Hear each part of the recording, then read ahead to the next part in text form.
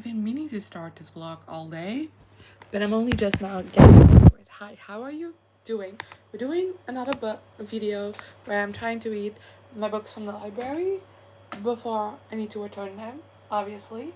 So this month I have 1, 2, 3, 4 books from the library, all YA as well, and I feel like that's very rare for me, but there we go. I have read The Glass Girl by Kathleen Glasgow. This wrecked me, so highly recommend this book though. But that leaves 2 more books that I need to read. It is currently Friday, August 29th. I have to go to the library Tuesday, September 2nd. So I got 4 days technically to read 3 books. Although, like I said before, I've been wanting to do this update all day. It is now 10 minutes before 11 p.m. and I'm just now getting around to it because I've also been a bit behind on filming. So I did a whole lot of filming and editing, like scheduling today, like video stuff, so that's out of the way, and it took me all day, quite literally. So I'm getting a bit of a late start. I do have to say that when it comes to my priorities, it's these 2 books, Fateless. By the way, I didn't even tell you what the books are. So I have The Way I Used to Be by Amber Smith, which is another really hard-hitting contemporary. The Glass Girl dealt with alcoholism. This one deals with sexual assault and rape. So I don't know, I feel this is also gonna wreck me, but it's what I'm in the mood for apparently. Then we have Better Than the Movies by Lynn, which I know nothing about except it's like a YA rom-com and it's extremely popular. Like I have read another Lynn before, which is Accidentally Amy, and that's an adult one and I'd never heard anything about it before, but I just wanted to try out the author. I felt fine about it, but like this is the author's most popular work, so I don't know, maybe I like it. And then lastly we have Fateless by Jill Kagawa, which this one I actually haven't heard anything about it, didn't even know it came out or like was a thing until I saw it in the library. But I really love Jill Kagawa's Iron Fey World, and then the Talent series and the Shadow the Fox series I wanted to love but didn't really work for me, so I'm gonna give it another go with this book. I don't even know what it's about, I just know it's another YA fantasy from this author and hopefully I like it. But yeah, as I said, these 2 are my main priority for this weekend because I just heard great things about both of these books and I'm really excited to read them.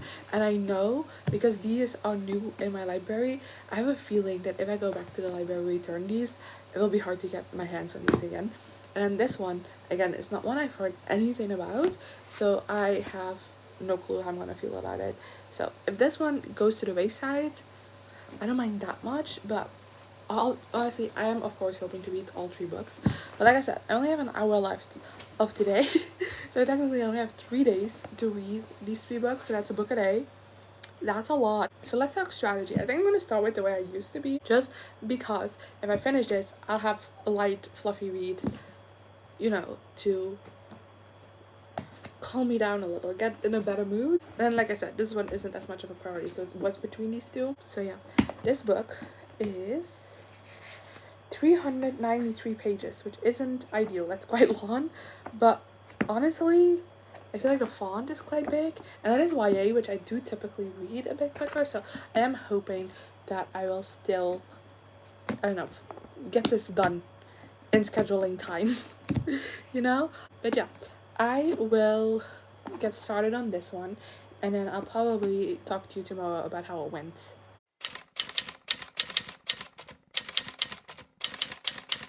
Okay, so I was just about to start my book when I noticed that it has a blurb by Kathleen Glasgow on the front, so that feels like a good sign. Hi, it is the next day and I already finished The Way I Used to Read by Amber Smith. I promise you, I was going to update you while reading this book, but something about it just was very addicting. I didn't want to put this book down, so I didn't get around to it. This book is split up into 4 parts, and yesterday before falling asleep, I read the first part, which is like 75 pages, and then I went to sleep. And this morning, I woke up, immediately picked the book back up, and then I read the rest. I don't know what time it is currently, but it's like somewhere in the afternoon. I don't even know where my phone is, so I don't know how I would check the time. Here it is. Yeah, it's almost 4 p.m. I've been reading this book all day. That's literally all I've been doing. So there we go. Let me first say what this book is about. This book follows Eden, who, honestly, this book starts right after she gets raped by her brother's best friend. And it kind of deals with her like over the next 4 years. She, you know, how this rape affected her throughout her life, because she never told anyone, considering the guy like threatened her. Like if she ever were to tell anyone, he threatened he would kill her. But like also at the same time, this is a guy that she grew up with, and like his basically like family to her family, so she also just like doesn't believe that her family will believe her if she tells them about it. So yeah, she kind of ends up spiraling and going to life, and this follows 4 years of her life, as obviously throughout all of her actions this does play effect into things. And yeah, I ended up giving it 3 stars. I don't know, I do have to say it didn't make me cry, so I was right about that, but it didn't. But I do feel like this book was lacking some emotion, if that makes sense, like some depth to the emotions. I feel like the beginning is quite strong, and then the end is really strong, which is also what made me cry. But like in the middle, there is just so much that I feel like we're just mention it as a thing that happens, and I like never going in depth about it. Like one of the examples that already happens like pretty early on, but like it's regularly mentioned throughout the book, is that Eden like doesn't really eat much. And I'm not saying she developed an eating disorder because of it. I don't really know what's going on there because we never go in depth about it, but it is multiple times mentioned where when she's upset she just like doesn't really feel like eating, and like it's constantly, and it's mentioned multiple times that she skips a meal and like has to tell her friends like, oh yeah, I'm not hungry. And it's just like, why is that not a thing we're going into? And it's like so many other things. Like at a certain point she kind of like turns to alcohol, and like we don't ever really discuss that, and then one day she just doesn't really drink anymore, and we don't discuss that either, why there was a change in like her behavior and stuff like that. And there's a lot to it. Like obviously there's also a certain point where she just stops referring to her parents as mom and dad, but instead uses their names, which like is obviously because she has a very tough relationship with her parents. But like, why now? Why does she make this change now? And like why? And like you know, there's just a lot of things that I feel like is missing like the depth. We just move from one scene to another and we kind of see how messed up she is, but we don't really like delve into anything, if that makes sense. So in that sense I felt a little bit disappointed by this. Also everyone in this is awful. Like I know the only character kind of like felt okay with being awful is Eden, because it makes sense, like trauma response. Like I'm actually happy that this is like a book that portrays that like, you're not like, that goes against kind of like the perfect victim idea, where she's just like very messed up and there's a lot of messed up things, and like a lot that's the reality for a lot of people, and you know, kind of goes against that idea that a victim has to be perfect, because she isn't. She's very unlikable, she makes very bad choices because of like the trauma she's going through. But that being said, Loan is really a good person in this. I feel like because Eden is kind of like a bit of a frustrating person, I do totally understand why her friends and her family in particular, the people closest to her, do get frustrated by her and get angry at her, because you know she isn't always nice to them either, but they always resort to like the most vile misogyny you can ever go to. Like honestly, these people can have an argument with something completely unrelated. It's like, yeah, you're a bitch and a slut, and I'm like, okay, but like that has nothing to do with anything. You can talk about how you're hurt, how a friend hurt your feelings, you can be angry at them, but that doesn't mean you have to resort to just being a misogynist.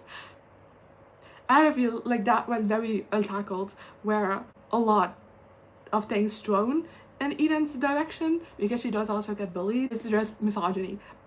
That's all there's to it. There's no like deeper reason behind it. It's misogyny, and it just never gets addressed. It's just like, oh yeah, maybe I am a slut. I'm like, maybe not. You know what I mean? I don't know, like that bothered me as well. But like I said, I did like binge this in one sitting basically.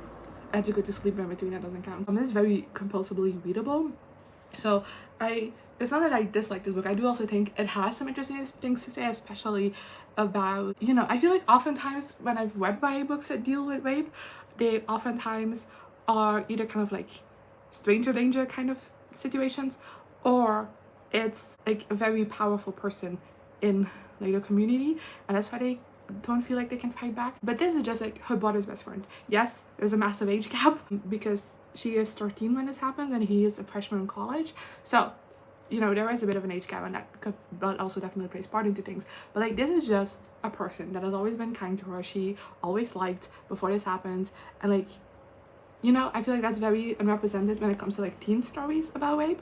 So in that sense, I like that, and I like what it had to say about that. How it isn't just like, yeah, part of her is scared to tell anyone because he threatened to kill her, because like duh, but like also like she's scared to tell anyone because like why would anyone believe me? I wouldn't have believed you if you told me the same thing like a week ago.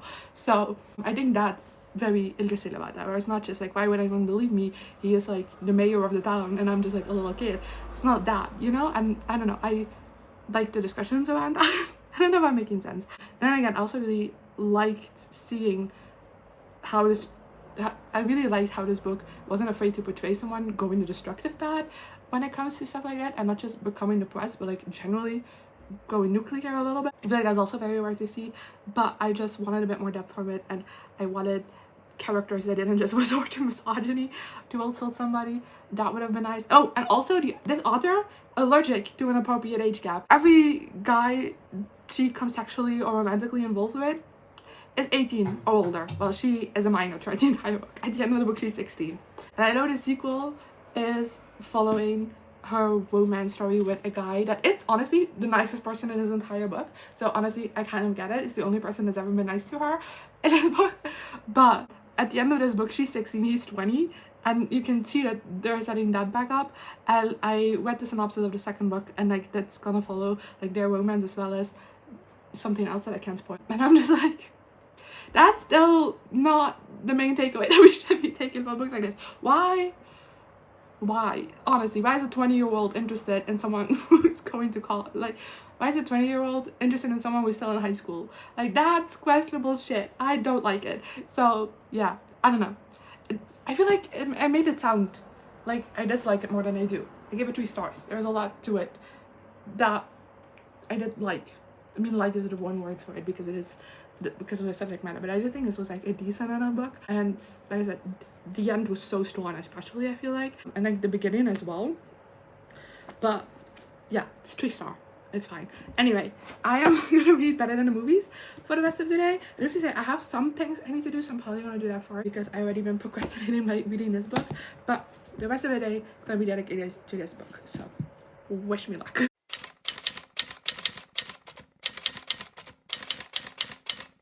It's almost 9 p.m.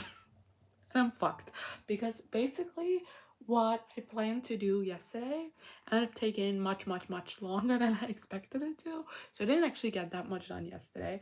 So I had to do it all today, and then my grandparents visited unexpectedly, which took time out of my day as well, which means I have not read a single word from this book. So now, like I said, it's almost 9 p.m. and I'm just gonna put on some music maybe and just hunger through this book, and hopefully I can finish it because it is the last day of the month. So I would also just like indulgently like to include this in my wrap up. But I don't know, it's like 342 pages. It's a YA contemporary romance. It's supposed to be fluffy, so I'm hoping this will fly by. You know. Hi, so it is 11 p.m. and I've been reading Better Than a Movie. It's Better Than Painter. I'm 200 pages in, and I thought I'd give you an update because I already didn't do an update when I was reading the way I used to be. So I felt like I needed to give progress report on this book, you know. I was originally gonna update you at 100 pages in, but honestly I found this book a bit difficult to get into. Like I just didn't really connect with it. So 100 pages in, I just didn't really feel like I had that much to say. But I'm really glad I read it because I've definitely been getting into this more. But let me first give you a synopsis. We follow Liz, who is obsessed with rom-coms, and at the start of the novel, her childhood crush moved back to town, and you know, she's like, oh my god, this is meant to be, because I used to be so in love with him when I was a kid, and now he's here, and like, oh my god, you know how that works. And the only issue is that this guy kind of only really sees her as the kid she was when he moved away. So like, you know, he doesn't really see her as a romantic interest. So she ends up employing the help of her bit of rival, Wes, who honestly the two of them have just been bickering over the same parking spot like for quite a big chunk of their lives. I think that's such a random reason to hate, like dislike someone, but oh well. But she employs his help to, because he immediately like became really good friends with this other guy again. So she is like, hey, how about you like get me in with him, like you make sure he doesn't see me as a little kid anymore and instead sees me as like a valuable option. The only issue is that while doing that, the way Wes talks about her makes Michael, with the childhood crush, think that Wes is into her, and then she goes, "Oh, that's perfect, because if he sees you thinking of me romantically, he might also see me romantically, because we all used to hang out as kids. So, you know, if you can do it, he can too." And it kind of gets a bit messy from there. It's not fake dating, because like there is no like her being interested in him, but there is the point where Michael kind of like goes up to her a couple of times like, "Hey, you should give Wes a chance," and Wes is trying to convince Michael to like Liz. So I think it's funny. Also, something I just noticed is that Wes's last name is Bennett and Liz is obviously called Liz, which is Pride and Prejudice reference, which I really love, because Liz's favorite movie is Bridget Jones' Diary, which is a Pride and Prejudice retelling. So that's a fun fact. But like I said, I found this a bit hard to get into. I don't know why, but I just didn't really connect with this immediately. And I've been having bad luck with the books I've been reading recently.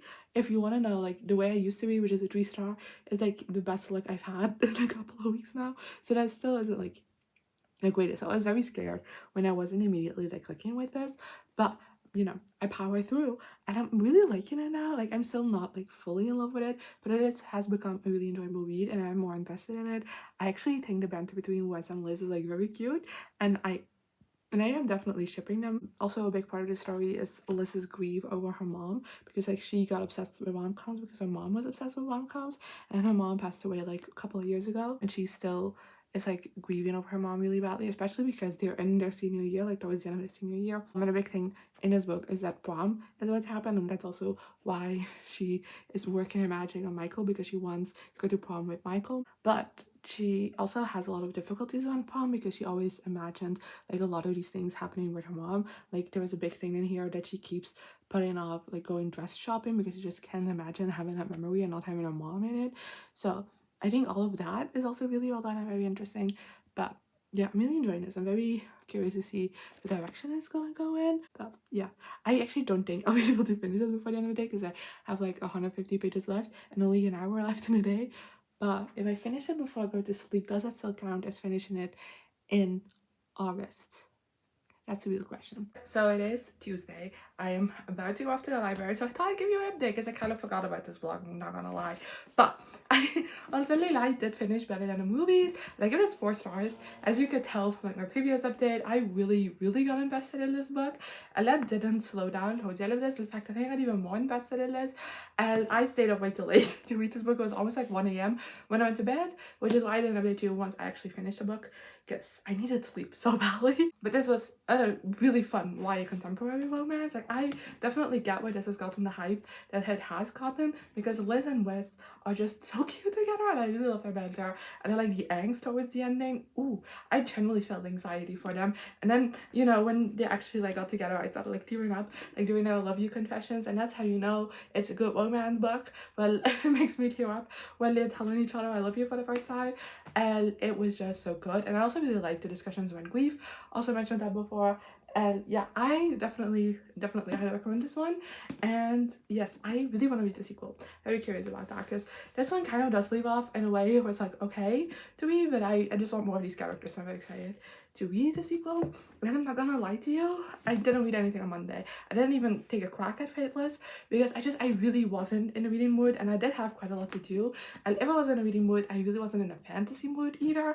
So I don't know, I'm not feeling this one. I think I just got this because it had Julie Kogawa on it. I feel like in the intro to this video, I already had to convince myself to read this, so maybe it's a good sign that this just isn't for me. I think, I don't know, I feel like I would have loved this if I was younger, but like right now it doesn't really speak to my interest. Maybe one day I will pick it up again and then I will like it, I don't know, but I just really wasn't in the mood to read this. So I did fail at the challenge of reading 3 books in 3 days, but I did read 2 books in 2 days, so that's also impressive.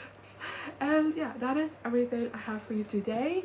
I hope you enjoyed this video, and I'm off to the library, and hopefully I'll see you next time. Here I am again, the same old situation. Why does the God thing have to be so complicated?